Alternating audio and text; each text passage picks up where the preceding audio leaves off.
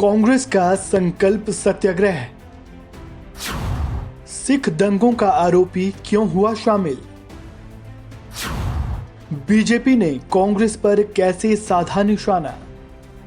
कांग्रेस के पूर्व अध्यक्ष राहुल गांधी की लोकसभा सदस्यता रद्द होने के बाद से ही पार्टी मोदी सरकार पर हमलावर है। इस फैसले के खिलाफ कांग्रेस संकल्प सत्याग्रह कर रही है और अडानी को लेकर केंद्र सरकार पर निशाना साध रही है। अब कांग्रेस के इस सत्याग्रह में एक ऐसा नाम जुड़ गया है जिसने बीजेपी को एक और मौका दे दिया है।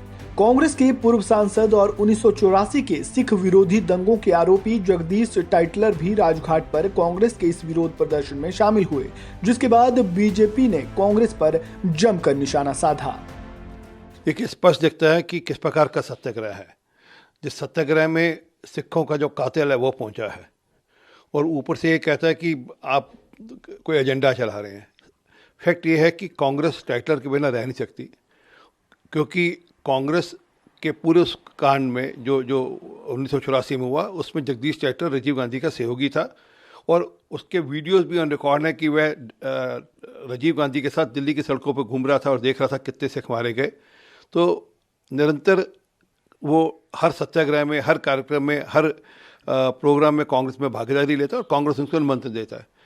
किस प्रकार का सत्याग्रह दिखता है कि ये सत्याग्रह है या सिखों के कातलों को वापस से रीस्टैब्लिश करने के लिए कोई स्थल बनाया जा रहा है। Today the Congress is not doing satyagraha, but this is a duragraha against the courts, because the courts of law have convicted Rahul Gandhi.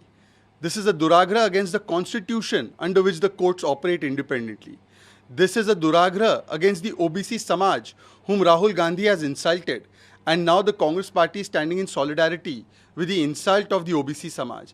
And not only the insult of the OBC Samaj, but now this is also a duragra against the Sikh community, especially the victims of 1984, by inviting Jagdish Tytler, a person who's accused in the Sikh genocide, for this kind of andolan.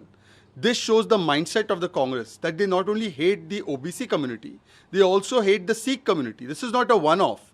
Jagdish Tytler has been called for the Delhi Working Committee of the Congress. He has been invited to participate in the MCD elections in the top bodies. He was invited as an organizer in the Bharat Jodo Yatra.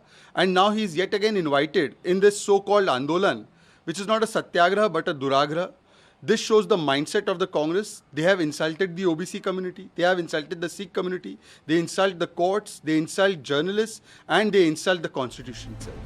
आपको बता दें कि गुजरात की एक अदालत द्वारा आपराधिक मानहानि मामले में दोषी पाए जाने पर राहुल गांधी को 2 साल की जेल की सजा सुनाई गई है, जिसके बाद गांधी ने अपना सांसद का दर्जा भी खो दिया। राहुल गांधी ने 2019 में एक चुनावी रैली के दौरान मोदी सरनेम को लेकर एक विवादित बयान दिया था। इस खबर में फिलहाल इतना ही। ताज़ा अपडेट के लिए बने रहें वन इंडिया हिंदी के साथ।